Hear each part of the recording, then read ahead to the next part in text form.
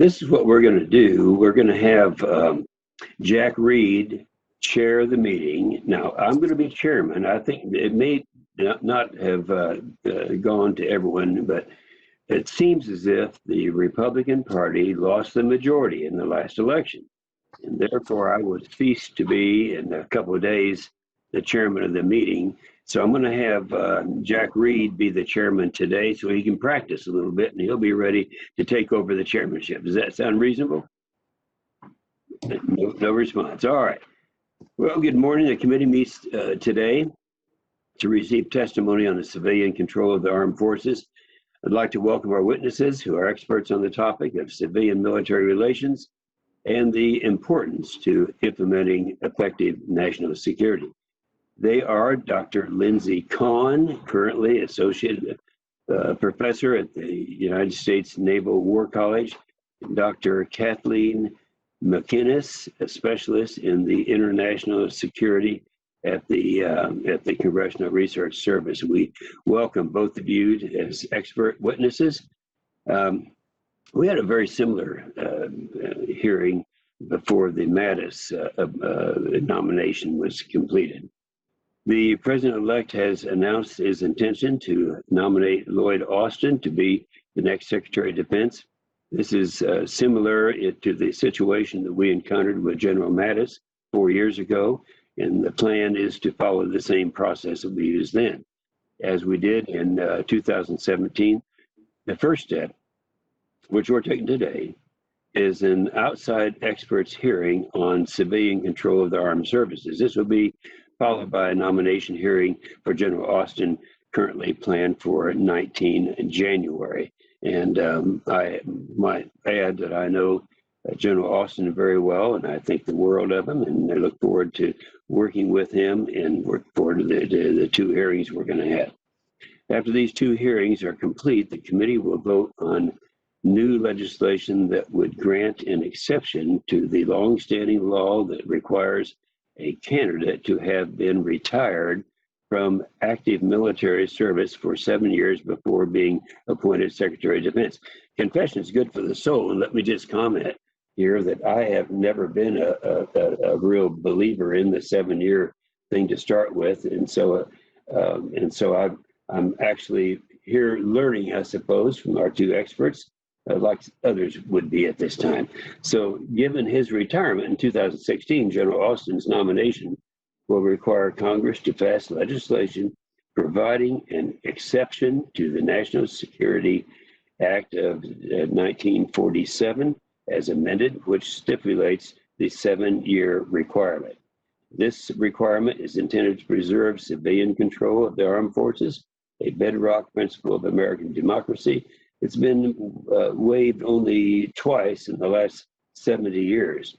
As we did 4 years ago when we considered the waiver for General Mattis, we must understand why this individual is uniquely qualified at this point in time to lead the Department of Defense.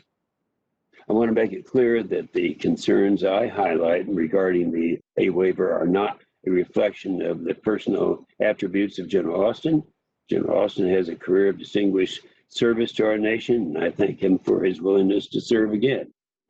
In considering whether to provide a waiver, as we know, the Secretary of Defense carries a broader set of responsibilities.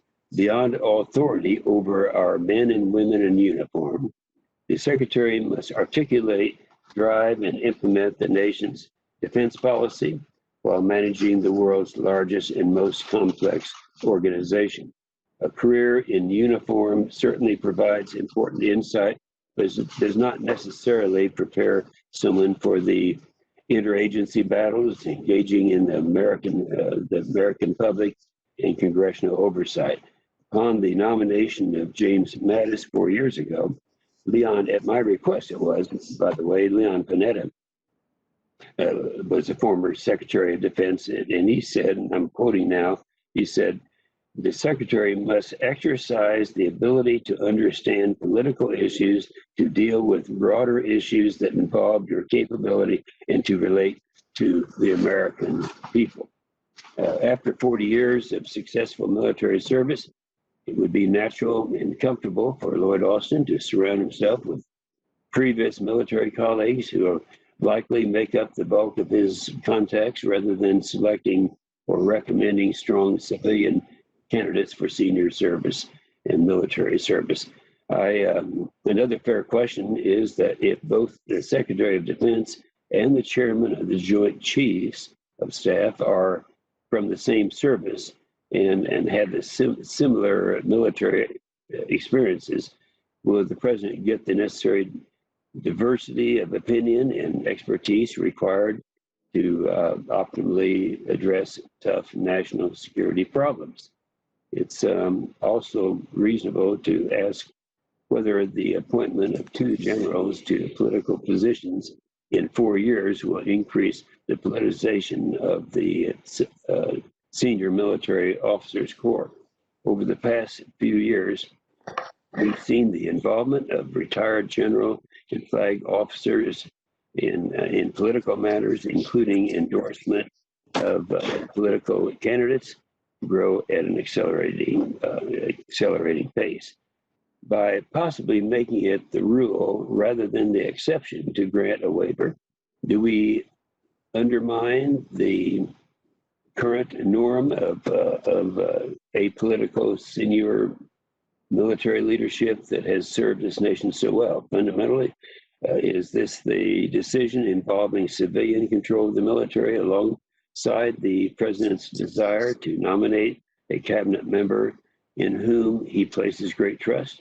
So we need to assess, number one, what makes General Austin uniquely qualified to lead the Department of Defense? Number two, how will he ensure that civilian leadership and not the uniformed military controls policy? And three, what lessons should be drawn from the tenures of former Secretaries Mattis and Marshall? As I've said many times, this book, and I don't have it with me right now, but the Bipartisan National Defense Strategy, by the way, it's a report that we've used as a blueprint for quite some period of time.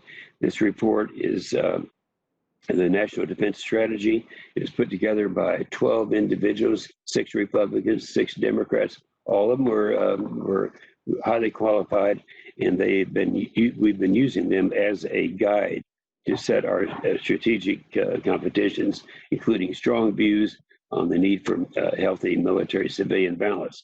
The Commission's report cautions, and this is quoting from the Commission, says, quote, decision-making is drifting away from civilian leaders on issues of national importance, unquote.